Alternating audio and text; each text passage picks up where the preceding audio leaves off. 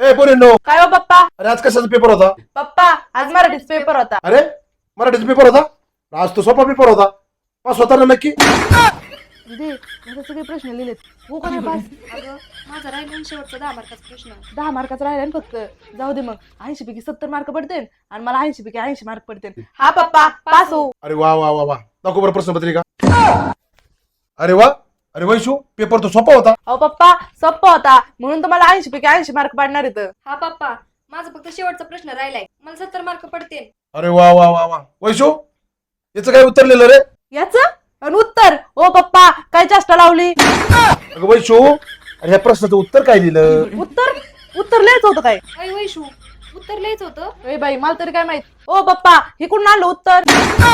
अरे पोरींनो, अरे प्रश्नाचं उत्तरच लिहायचं असतं उत्तर पत्रिकेत. उत्तर लिहायचं होतं काय त्याचं?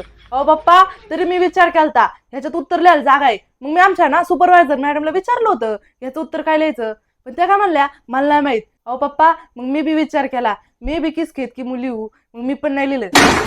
हा पप्पा मी पण आमच्या सुपरवायझर सरांना विचारलं होतं, ते म्हणले मला नाही माहित, मग मी पण नाही लिहिलं.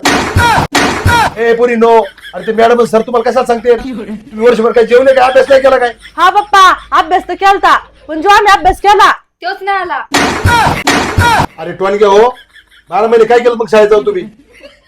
अरे प्रश्न वाचूनच त्याचं उत्तर तुम्ही पाठ करायचं असते. हा, परीक्षेला जो प्रश्न येईल ना त्याचं खाली उत्तर लिहायचं, अडचण येत नाही. आणि शाळेत बसताना कधी पण आहे ना पाठांतराने होत नाही काही. शाळेत सर शिकवत असताना त्याचं लक्ष तिथं असतं ना, ते फळ्याकडं, त्याच्याच लक्षात राहतं. घरी येऊन त्याची घोकणपट्टी करून वाचून मनन करून काही लक्षात राहत नाही, ते थोडंफार राहतं. पण शाळेत जे लक्षात राहतं ना ते असतो खरा अभ्यासक्रम. तुमचं मन कुठं असतं काय माहित?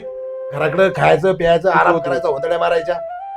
तिथून पुढे शाळेत लक्ष द्यायचं, सर काय शिकवते त्या फळ्याकडे बघायचं, मगच तुम्ही चांगल्या मार्काने पास होणार.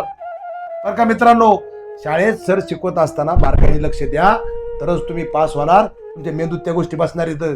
कळालं का पोरींनो? आपल्या मित्रांना बी सांगितलं, बालमित्रांना. चला नमस्कार.